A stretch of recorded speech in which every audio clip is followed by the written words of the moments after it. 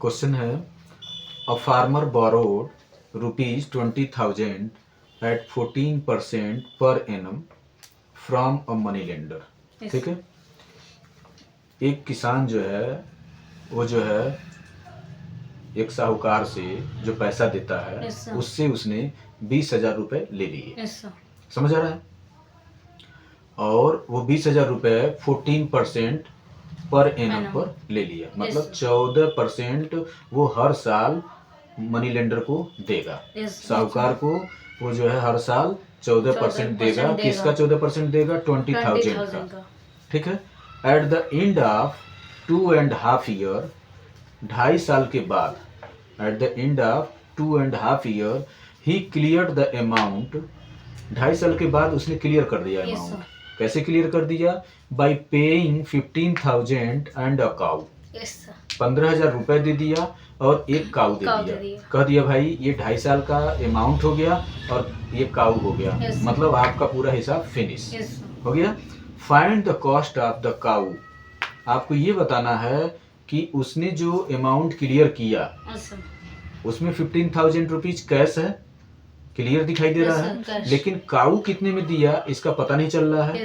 It means 20,000 का यदि 14% per annum के हिसाब से 2.5 साल का यदि हम सिंपल इंटरेस्ट निकालते हैं तो जितना अमाउंट आएगा वही जो है उसने 15,000 और प्लस काऊ के हिसाब से दिया है। काऊ के हिसाब से तो इसका मतलब हो गया जो आएगा उसमें से 15,000 माइनस कर देंगे।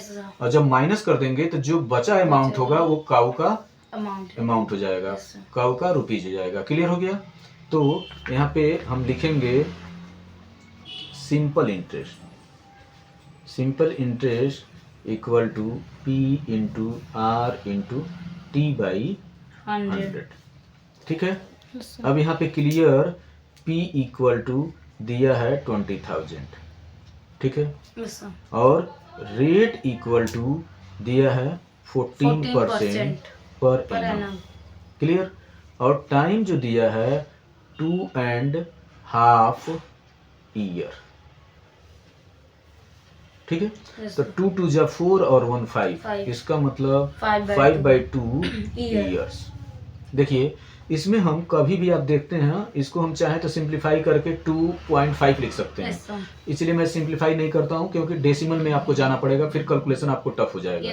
तो आप इसको एज इट इज रहने दीजिए और एज इट इज आप यूज करिए इन फार्मूले में, तो ज़्यादा बेहतर होगा क्योंकि जितना डेसिमल से आप बचेंगे उतना कैलकुलेशन इजिली हो पाएगा। ठीक है।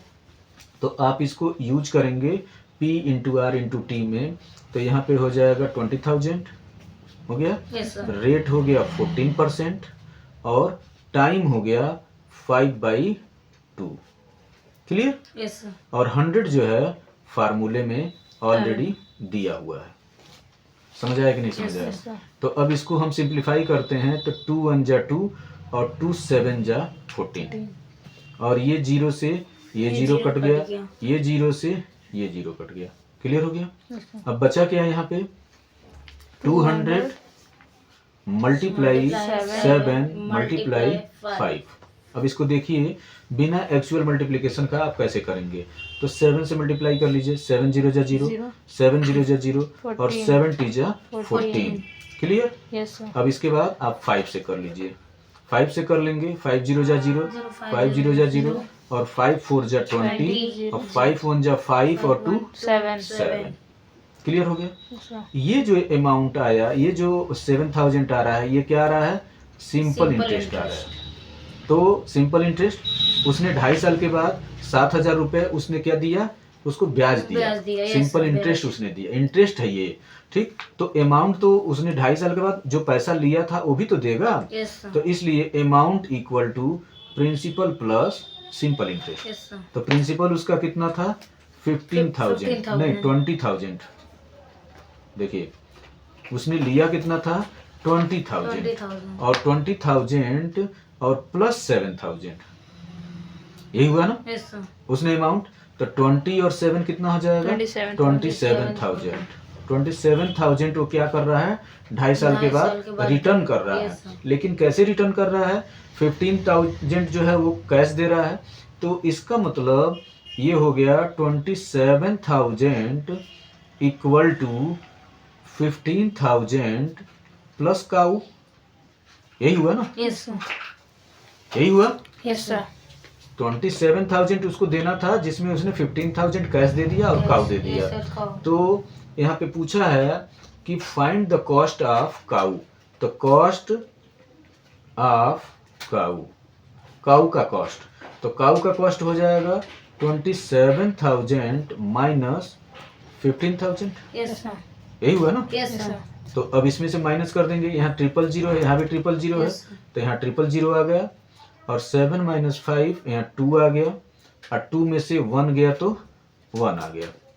इसका मतलब उसने जो है 12,000 रुपीज जो है काऊ का कॉस्ट वहां पे पकड़ा था, और उसने उसको क्लियर किया अपना जो अमाउंट है। समझ आया अच्छे से? कोई प्रॉब्लम? ओके।